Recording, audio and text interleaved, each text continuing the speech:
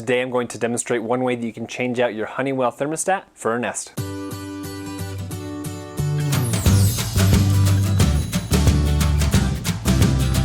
What's going on? Welcome to today's video. My name is Colton and today I'm going to demonstrate one way that you can change out a Honeywell thermostat for a Google Nest. There are a ton of different thermostats out there, so this is just one example that I used to change out and upgrade to a Google Nest thermostat. All the tools that I use will be down below in the description, and the total time that it took me to complete this project was probably about 10 minutes. Now that excludes all the screens you have to go through in setting up your Nest thermostat. I would caveat that not all thermostats are compatible to be upgraded to the Google Nest. Make sure you go to the Nest compatibility checker to make sure your current thermostat can be upgraded to a Nest. So let's get started. Go to your Honeywell thermostat and pull off the face. Now there's this little tab that you'll find here. If you flip this down, you'll see all of the wires that you need to take a picture of. Grab your phone, snap a photo, because you may want to reference this later. Run down to your furnace, find a switch like this, flip it off. Go back up to where your thermostat's at.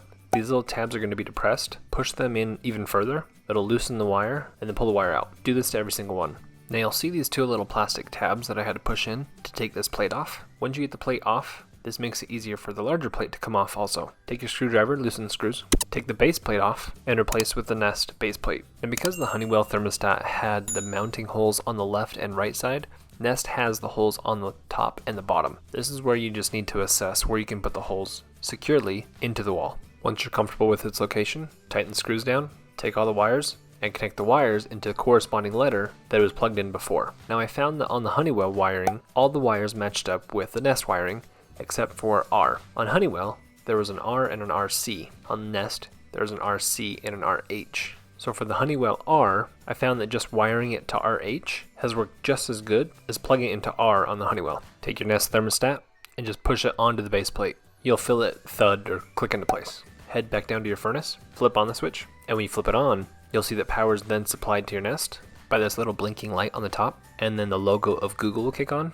It'll go through its little display, and then you just follow the prompts or the steps on your Nest thermostat.